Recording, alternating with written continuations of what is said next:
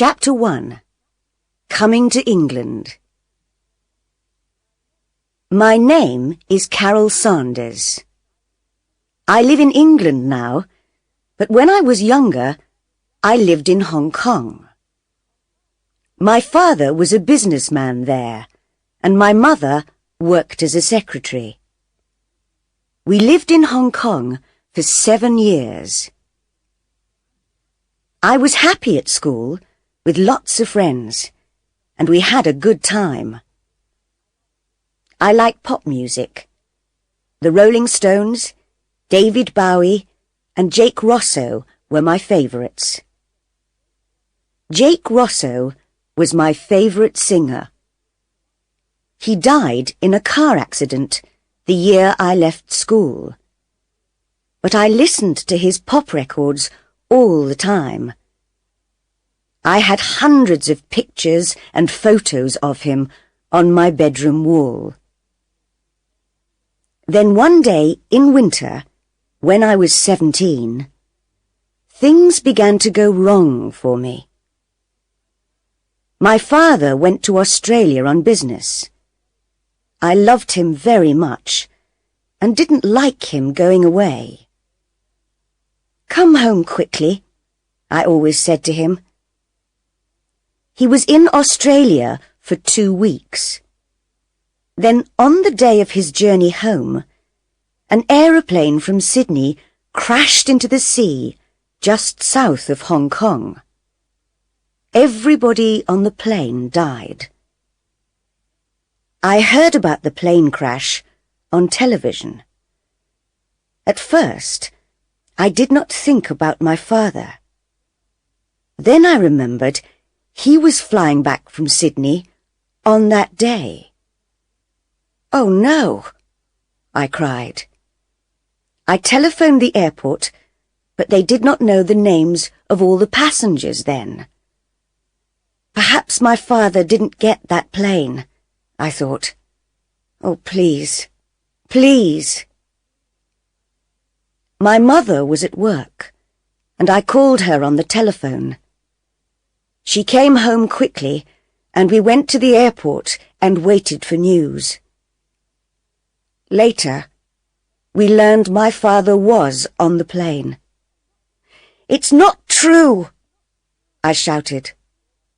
But it was true, and I began to cry. I cried for weeks and weeks. I spent many days alone in my room. I was lonely and sad, and I wanted to die too.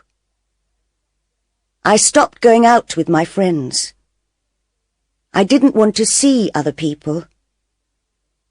I stopped listening to Jake Rosso's records and took his pictures off my bedroom wall. I didn't listen to music or watch television. Nothing mattered anymore. Then I stopped crying. I stopped feeling sad and began to feel angry. Why did it happen to him? I asked my mother. Why do the best people die?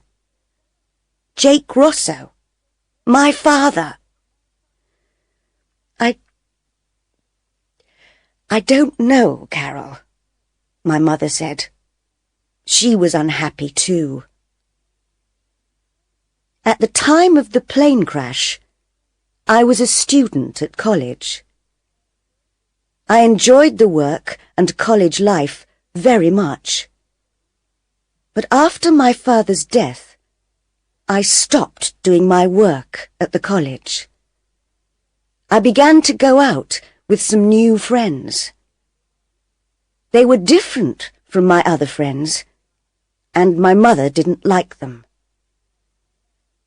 "They're bad people, Carol," she told me. "They do dangerous things." "They're exciting," I said, "and I like them." I knew she was angry, but I didn't care. But then I learned my new friends took drugs, and I began to take drugs too. It was wrong and stupid. I know that now. But I was unhappy and angry. The police came to the college to arrest some of the students. They didn't arrest me, but I had to leave the college. It was a bad time. My mother was very unhappy with me. "What am I going to do with you, Carol?" she said. "I'm sorry," I told her. "We'll go back to England," she said. "You can find a college there. Perhaps you can be happier in England." "All right," I said. "I want to forget what's happened. I want to forget what I've done and begin a new life, be a new person." A month later, we came back to England. We lived in London, in a hotel. It was strange at first, with all the red buses and everybody speaking English. It was the beginning of the summer, 3 months before college began in the autumn. London was full of tourists. We looked at all the famous buildings, Buckingham Palace, the Tower of London, and we went to restaurants and theatres in the evenings. It was interesting and exciting, and I began to forget the bad times in Hong Kong. "I'm pleased we came to London," I told my mother. But after a few weeks, she said, "You need to find a college, Carol. You must go on studying. And I need a job." That evening, we looked in the newspapers. "What about this?" I said. I showed my mother a job in the newspaper. "Secretary for the summer months on a small private island in Scotland. Live with the family in a big house. Interesting work and good pay for the right person. Phone Greta Ross, telephone number 071. "Well, that sounds interesting," said my mother. "I'd like to work as a secretary on an island in Scotland. It's a beautiful country, Carol, and you can go to college there in the autumn." "And it's a place to live for the summer," I said. "Hotels are expensive." My mother telephoned Greta Ross. "Come and see me tomorrow," Greta Ross told her. "Come to the Savoy Hotel at 11 o'clock. I went to the Savoy Hotel with my mother. It was big and expensive, bigger than our hotel, and in the centre of London. Mum needs this job, I thought, and a private island in Scotland is a nice place to live. Perhaps I can forget what's happened if I go there. "Room 22, said the woman at the hotel desk. "Go on up. Mrs. Ross will see you now." Greta Ross was waiting for us. She was about 30 years old and very beautiful. She wore an expensive red dress, and her hair was very long and dark. "This is my daughter Carol," said my mother. "Hello, Carol," said Greta Ross. "Hello," I said. "Carol is 18 years old," said my mother. "Can she come with me if I get the job? Perhaps she can help in the house or in the gardens. She likes gardening. She's studying farming at college." "Perhaps," said Greta Ross. "There's a small farm on the island." "I'd like to work on the farm," I said. Greta Ross looked at my mother. "How long did you live in Hong Kong, Mrs. Sanders?" 7 years, answered my mother.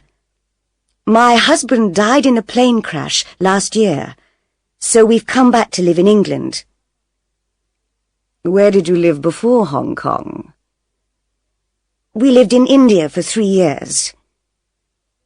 Then Greta Ross took my mother into a room and asked her more questions.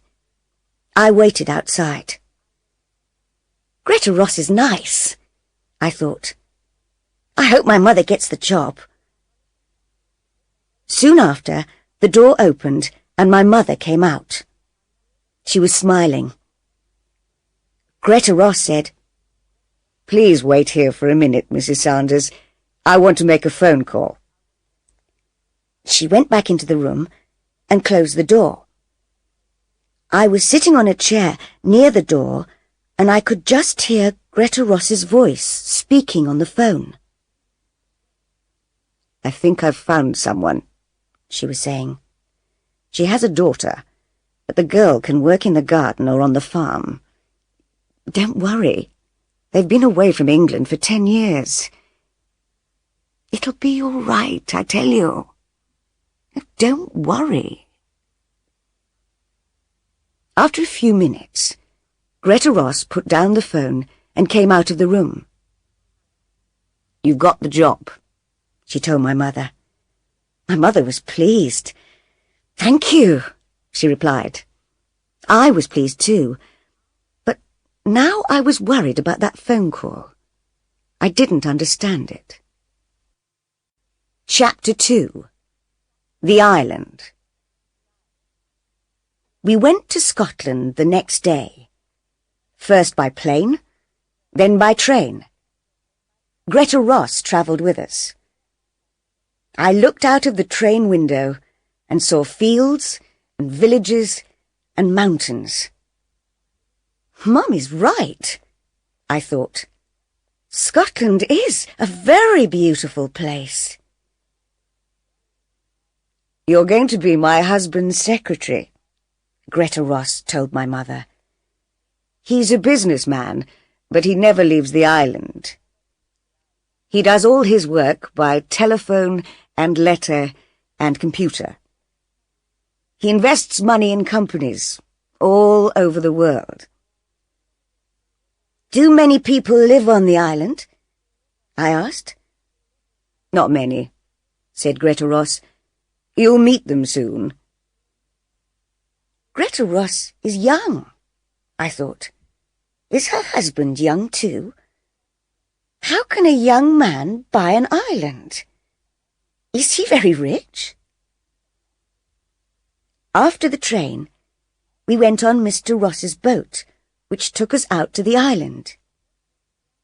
The boatman was a young man. He had dark hair and was brown from the sun. "This is Tony," said Greta Ross. "He works for Mr. Ross." "Hi," said Tony.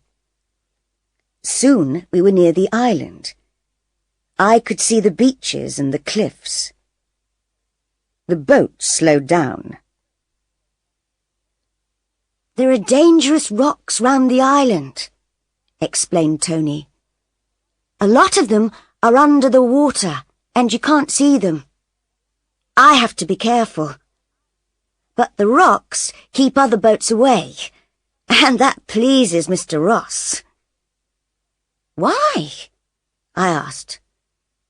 Tony looked at Greta Ross, but she wasn't listening. "Mr. Ross doesn't like visitors to the island," Tony said in a quiet voice. Then Greta Ross looked at us, and Tony said no more. Why doesn't Mr. Ross like visitors? I thought. Has he something to hide? When we arrived on the island, my mother and I followed Greta up to the house. It was very big, and there were trees all around it. A woman was waiting inside the house. "This is Mrs. Duncan, Tony's mother," said Greta. "She's the housekeeper, and her husband is the gardener. Mrs. Duncan will take you up to your rooms. I'm going to tell Mr. Ross you've arrived." The housekeeper was a little woman with short hair. She went up the stairs, and my mother and I went after her. My room was next to my mother's. I looked out of the window and saw the gardens at the back of the house. A man was working in the garden near some trees. "Is that Mr. Duncan?" I thought. I looked between the trees and saw the sea. It's a beautiful house and a beautiful island.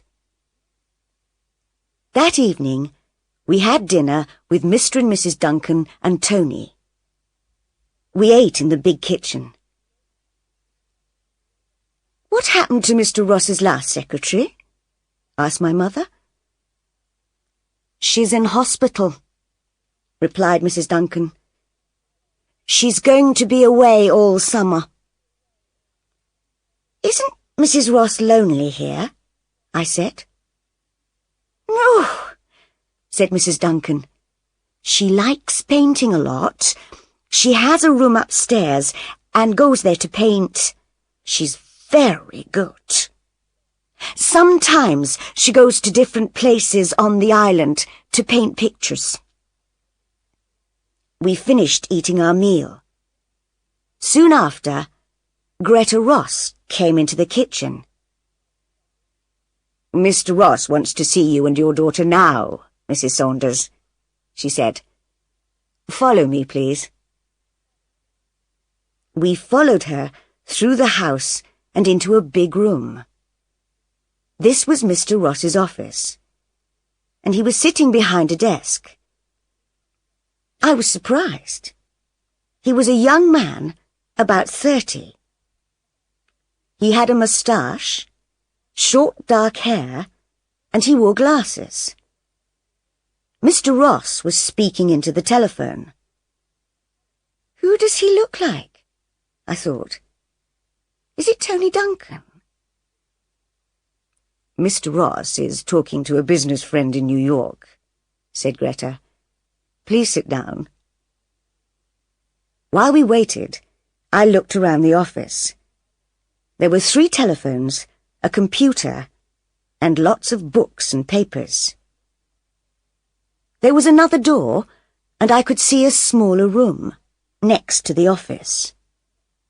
There was a smaller desk and another computer in there. Mr. Ross finished speaking on the phone, then looked carefully at my mother and me.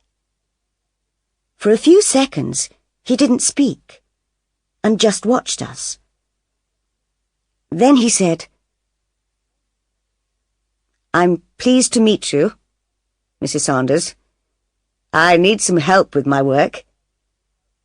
My secretary is in hospital, and there's a lot of work to do. Sometimes you'll have to work late at night because of time differences in New York and Tokyo. Is that all right?" "Yes, that's all right," said my mother. "Can you use a computer?" "Yes." "Good." He looked at me. "Is this your daughter?" "Yes, this is Carol," said my mother. "Hello," I said. "Greta says you like gardening. There's a big garden here, so you can help Mr. Duncan. And there's a farm. Dan and Stella Parks live in the farmhouse and work on the farm. You can help them too. We have some animals. Some sheep, a few cows, and chickens. And there's a horse called Smoke. He's grey, like his name. Can you ride?" "Yes," I said. "I can ride a horse." "You can ride Smoke around the island, if you like." "I'd like that," I said. "Thank you." "And we grow vegetables and fruit," he said. "I work on the farm sometimes. I enjoy it." I smiled at him, but he didn't smile back. "Carol will enjoy working on the farm," said my mother. won't you, Carol?" "Yes," I said. Mr. Ross looks sad, I thought. But how did he get all his money? And why does he hide away on an island? Chapter 3. The Photograph. I worked in the garden for the first 2 days. The weather was hot and sunny. I liked working with Mr. Duncan, and he was pleased with my work. "You're a good gardener," he said. "I've always liked gardening," I said, "but I'm studying at college to be a farmer." Sometimes I saw Greta Ross. She likes to be alone, I thought. Once or twice I saw Greta go out with her painting things. She went up on the hills or down to the beach. Mr. Duncan took me to the farm, and I met Dan and Stella Parks. They were very friendly. "You can work on the farm for the next 3 days," said Dan Parks. "Mr. Duncan says you're a good gardener. Are you a good farmer too?" I smiled at him. "I am," I said. He smiled back. So I worked on the farm with Mr. and Mrs. Parks. They were nice people. I helped with the cows and the chickens and went up on the hills with Mr. Parks and his dog to look at the sheep. One afternoon, I went out riding. Smoke was a big, lazy, friendly horse. I enjoyed riding, and Smoke knew his way around the island very well. I learned new places to go to. I rode along the cliff top and then in between some trees. When we came out of the trees, I saw the house from the other side. I tried to find the window of my room. Which one was it? Suddenly, I saw a face at one of the windows. The face was looking at me. It was there for just a second or two, then it moved away quickly. Who was that? I thought. Was it Mr. Ross? And which room was it? I didn't see my mother very much that first week. She worked all day and in the evenings. She wrote letters to South America, Japan, Canada, and Australia. Sometimes she worked after I was in bed. "Mr. Ross works hard," she told me. "He invests money in many companies and countries, but it's not his money." "It's not?" I was surprised by this. "No, it's his wife's money, and she bought the island. It's her island, her house, her farm. Everything belongs to her." How strange. But why does Mr. Ross always look sad? And why does he never leave the island? I asked. "I don't know," said my mother. "He says he likes it here and likes working on his farm. It's strange, I know." Sometimes, when I finished work, I walked along the beaches or the cliffs, or I went swimming in the sea. I liked swimming. Greta Ross often came to the beach to swim, but Mr. Ross never came. "Stay away from the rocks, Carol," Greta Ross told me. "They're very dangerous." "I will," I said. Sometimes I took my camera to the beach and took photographs of some of the boats that went by. I took photographs of the birds on the cliffs. There were other small islands near our island, and boats with tourists stopped at them. But no boat stopped at our island. They kept away from the dangerous rocks. Tony was right. The island did not have visitors. One day, I was walking back to the house and had my camera with me. I stopped and looked at the big house. Mr. Duncan was working in the garden in front of it. At first, he didn't see me. I'm going to take a photograph of the house, I thought. The sun is in just the right place, and it will make a good picture. I looked at the building through my camera and took the photograph. Mr. Ross was coming out of a door. He was in my picture too, and he looked angry. It's all right, I thought. It's still a good photograph. But Mr. Duncan was running across the grass. He came quickly up to me and said, "Give me your camera." He looked very worried. "What's wrong?" I asked in surprise. I gave him the camera. "Never take photographs of Mr. Ross," he said.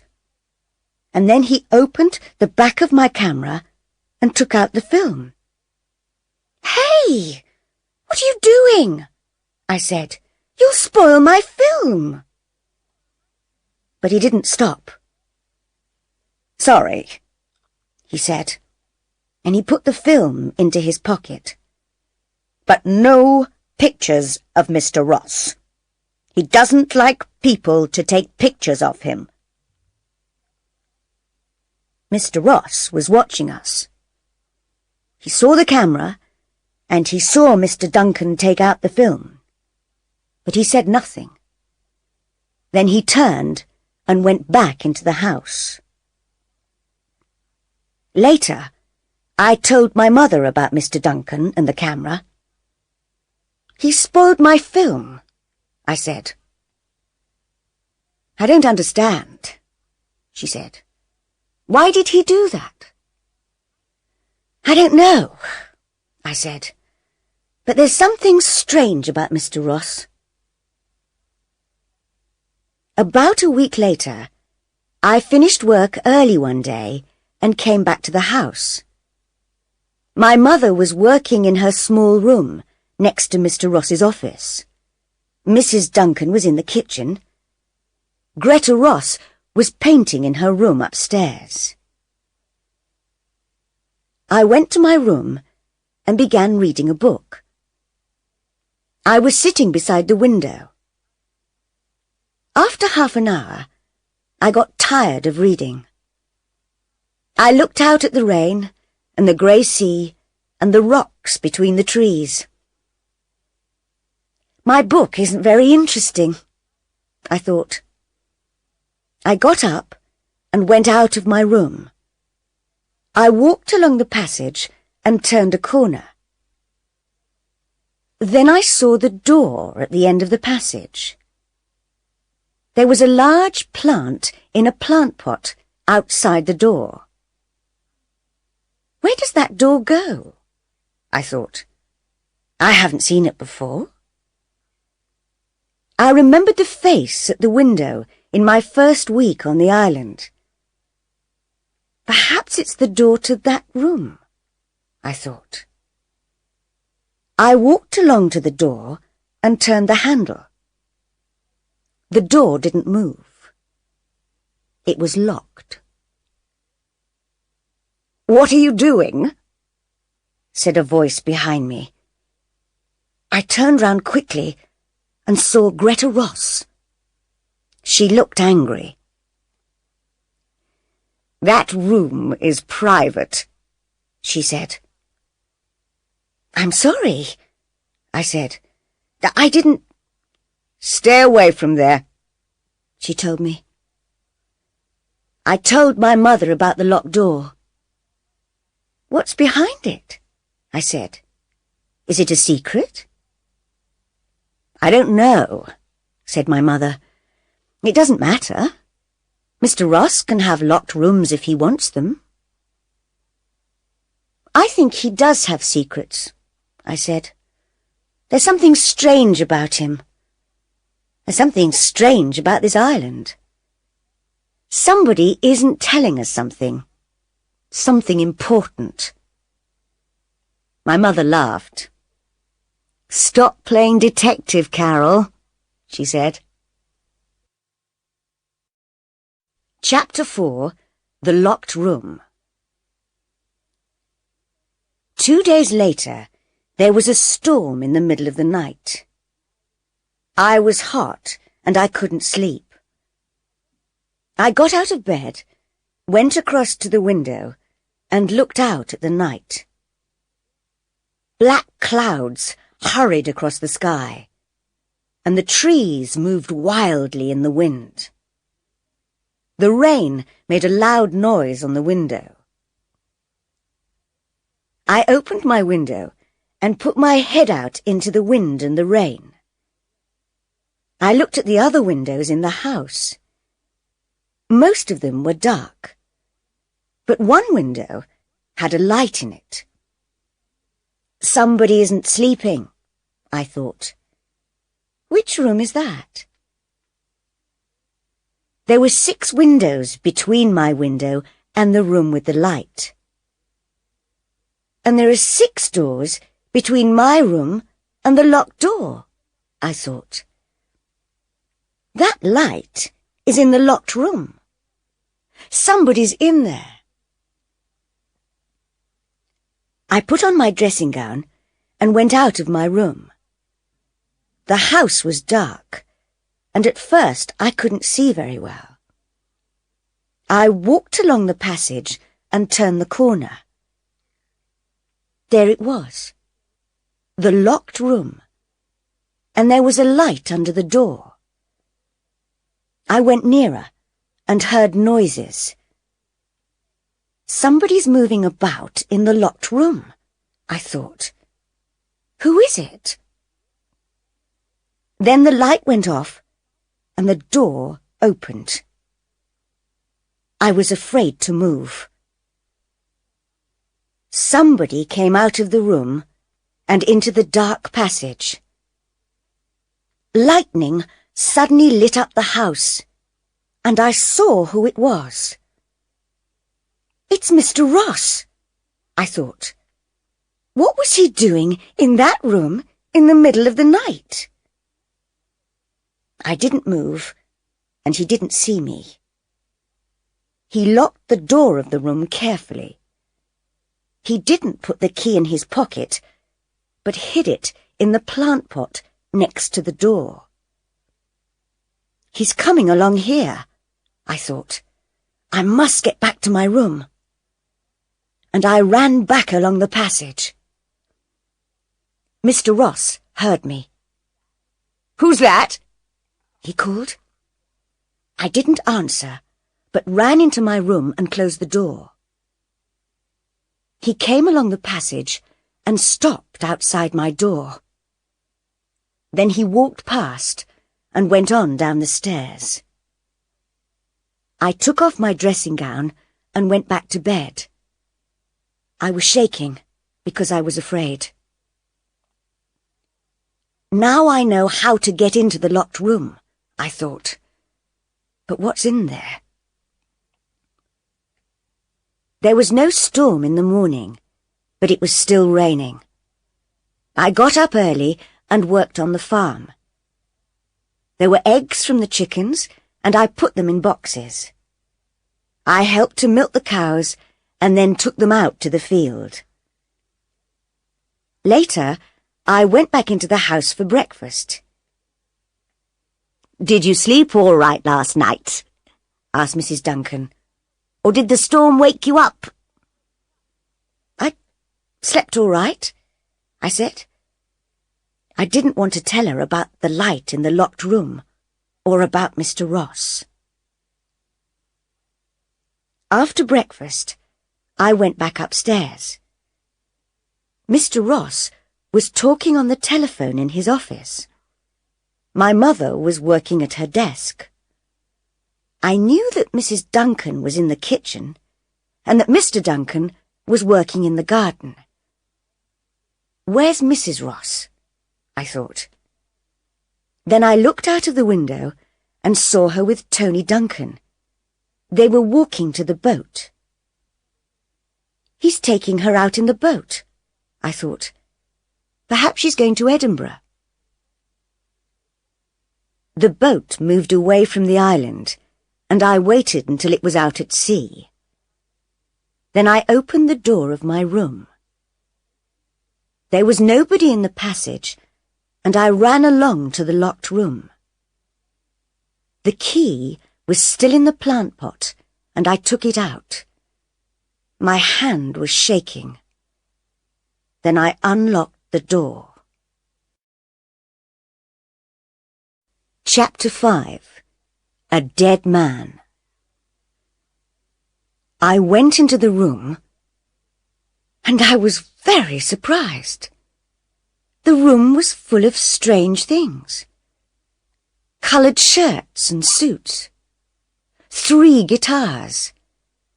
And there were posters and photographs on the wall. I looked at the posters.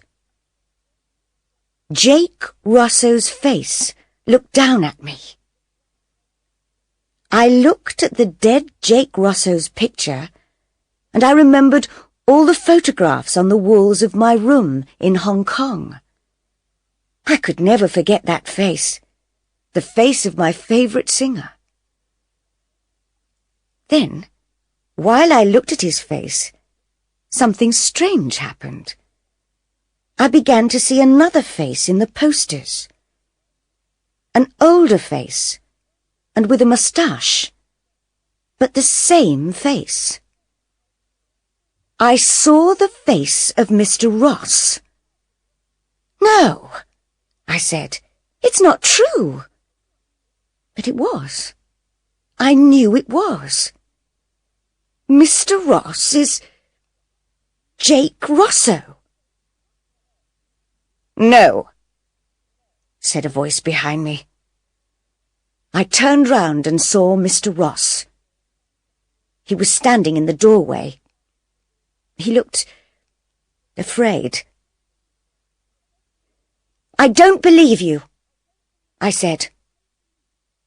"You have to believe me." I looked at the posters. "Who is that, if it's not you?" "It's Jake Rosso.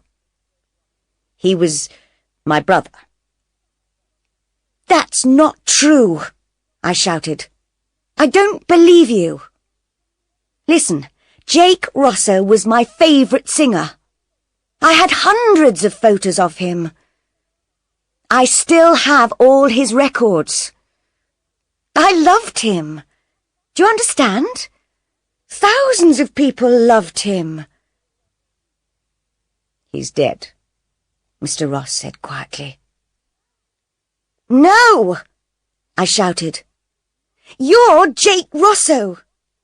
You look different now, yes. You've got short hair.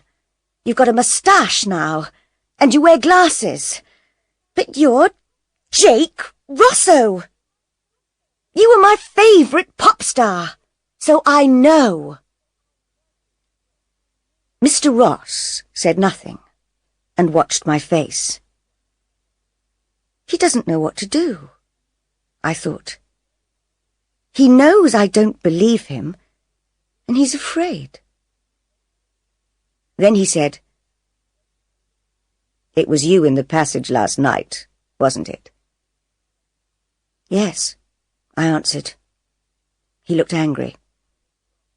"I was wrong to give your mother a job," he said. "I thought it was okay because you came from Hong Kong, and I needed help with my work. I needed a good secretary."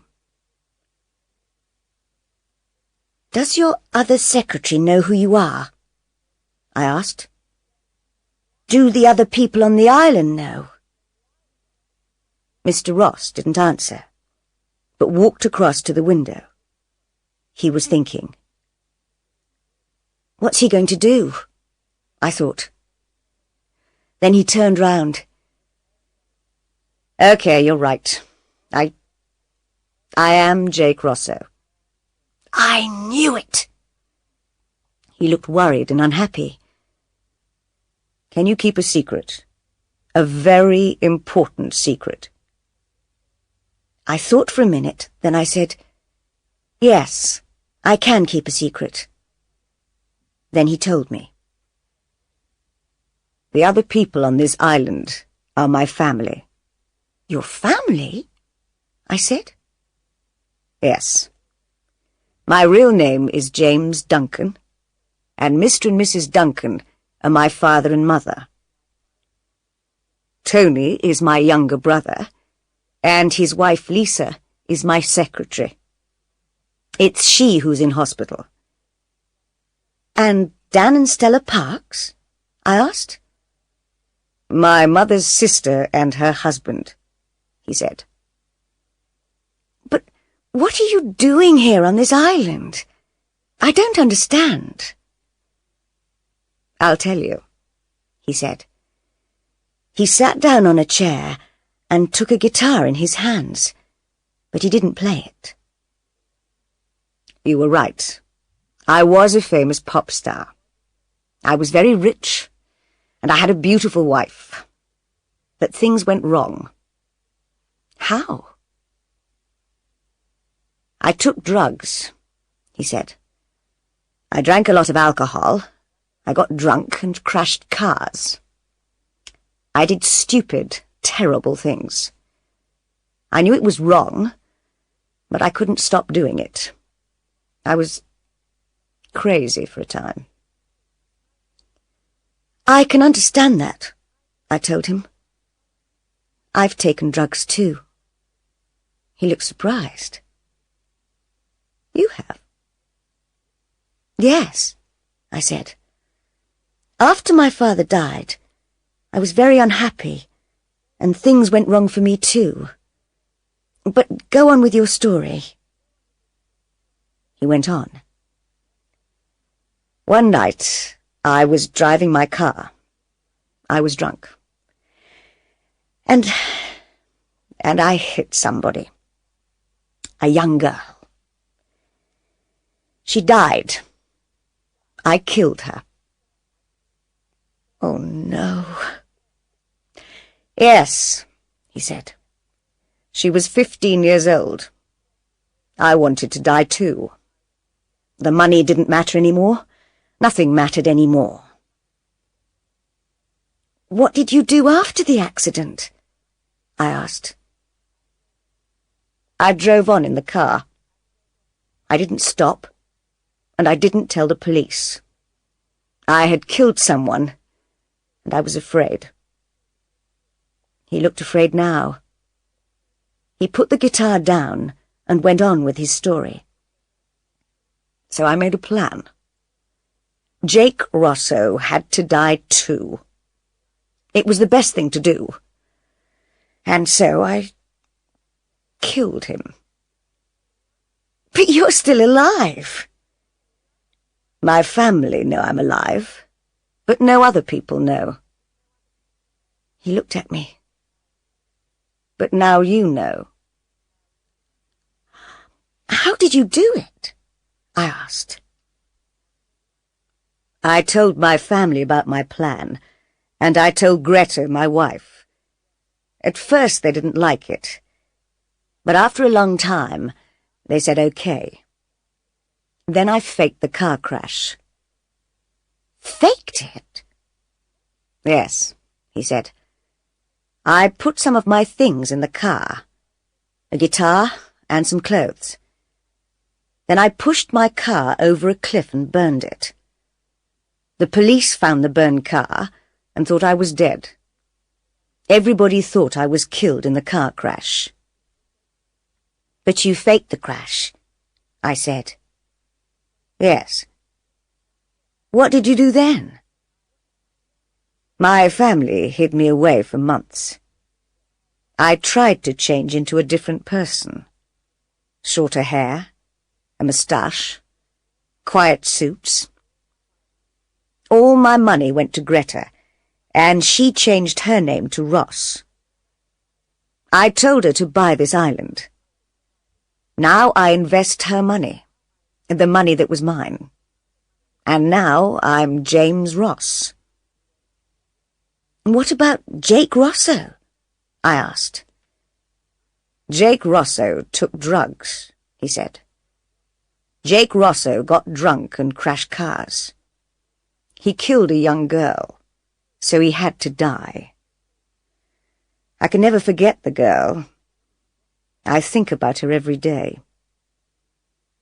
And that's why you always look so sad, I thought. I looked around the room. Why do you keep a room like this?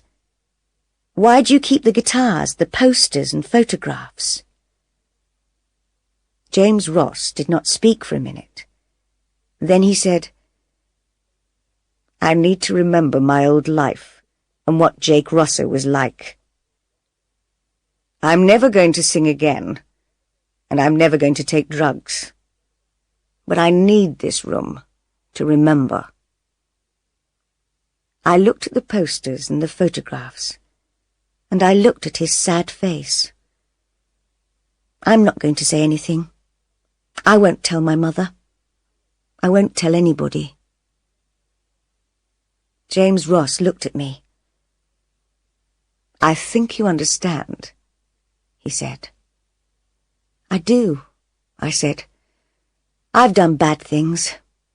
I want to forget them too. I needed to get away, to hide too. That's why we came to England, to begin a new life. Yes, I understand. He took my hand, and we walked out of the room and closed the door. I never went into the room again, and I didn't tell anybody. My mother and I left the island at the end of the summer. Soon after, I went to college. My life is better now. I work on a farm in England, and my mother works in an office. My mother doesn't worry about me